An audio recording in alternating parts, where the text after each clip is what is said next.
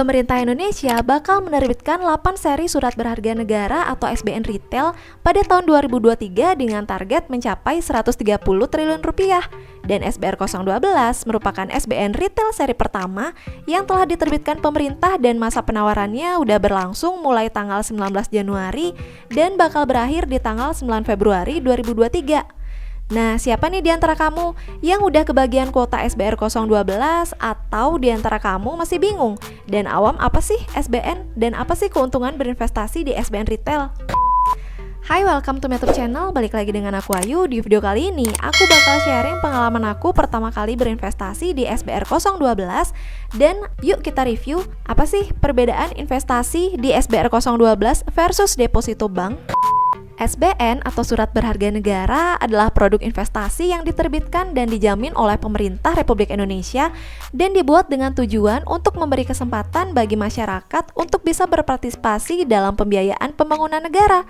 Analogi gampangnya gini, kamu sebagai masyarakat meminjamkan sejumlah dana ke pemerintah dalam jangka waktu tertentu dan dana tersebut akan dianggap sebagai hutang negara. Dan setiap bulannya pemerintah bakal memberikan kamu imbal hasil berupa bunga atau kupon ke rekening kamu.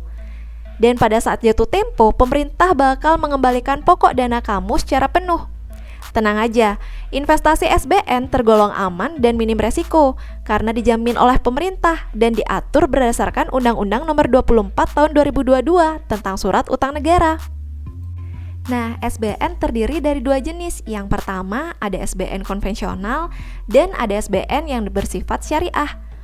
Untuk jenis SBN yang pengelolaannya secara konvensional itu terbagi menjadi Saving Bond Retail atau SBR dan ada yang disebut dengan Obligasi Negara Retail Indonesia atau disingkat dengan ORI.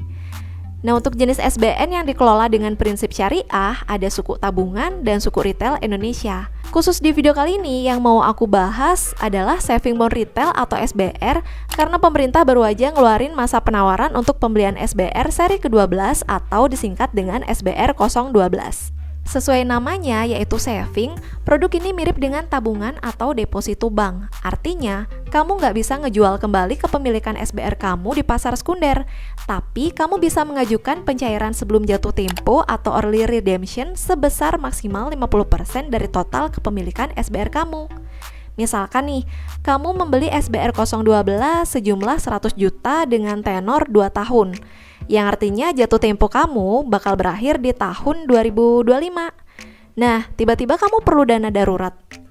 Untuk jenis SBR ini, kamu nggak bisa ngejual di pasar sekunder dan kamu harus sabar buat nunggu sampai masa early redemption di tahun 2024 dan kamu bisa mencairkan maksimal 50%-nya, yaitu 50 juta kan? Oke, sekarang kita bandingin imbal hasil atau kupon SBR 012 versus bunga deposito bank. Nah, untuk SBR 012 di tahun 2023 ini, pemerintah mengeluarkan dua seri SBR 012 tenor 2 tahun, yang artinya jangka waktu atau masa kontraknya itu adalah 2 tahun, dan SBR 012 tenor 4 tahun, yang artinya jangka waktu atau masa kontraknya adalah 4 tahun, di mana bunga yang diberikan untuk kupon atau bunga per tahunnya di 6,15% untuk yang tenor 2 tahun dan 6,35% untuk yang tenor 4 tahun. Nah, perbedaannya dengan deposito bank, kalau bunga deposito bank itu bunga per tanggal hari ini itu hanya sekitar 2-3% aja. Kalau teman-teman mau cek, silahkan cek di beberapa bank dengan ini bunga kisaran ya, karena setiap bank kan beda-beda bunganya. Sekitar 2-3%, sementara SBR 012 bunga yang ditawarkan adalah 6,15% sampai 6,35% sebelum dipotong pajak. Nah, untuk pengenaan pajaknya, untuk SBR 012 itu pemotongan pajak per tahunnya hanya 10%. Sementara deposito bank pemotongan pajaknya di 20%.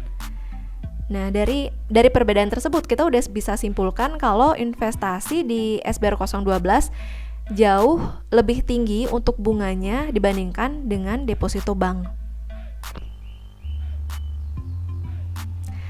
Pada saat video ini dibuat, aku cek di aplikasi Bibit untuk kuota nasional yang tersisa untuk pembelian SBR yang tenor 4 tahun itu tersisa lagi 1,7 triliun. Untuk SBR 012 yang tenor 2 tahun, dia tersisa lagi 3,4 triliun. Nah, untuk masa penawarannya ini kan berakhirnya di tanggal 9 Februari 2023. Kalau misalkan sebelum tanggal 9 Februari kuota nasional yang tersisanya udah 0, artinya kita udah kehabisan kuota. Nah, kita udah nggak bisa lagi tuh investasi di SBR 012.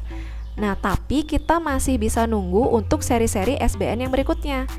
Masih ada penawaran SBN jenis yang lain, seperti suku retail, suku tabungan, obligasi negara atau ORI, dan yang lainnya. Tapi untuk jenisnya ini berbeda-beda, mulai dari bunganya pasti beda, jenisnya dia bisa diperdagangkan atau nggak bisa diperdagangkan, itu juga beda-beda.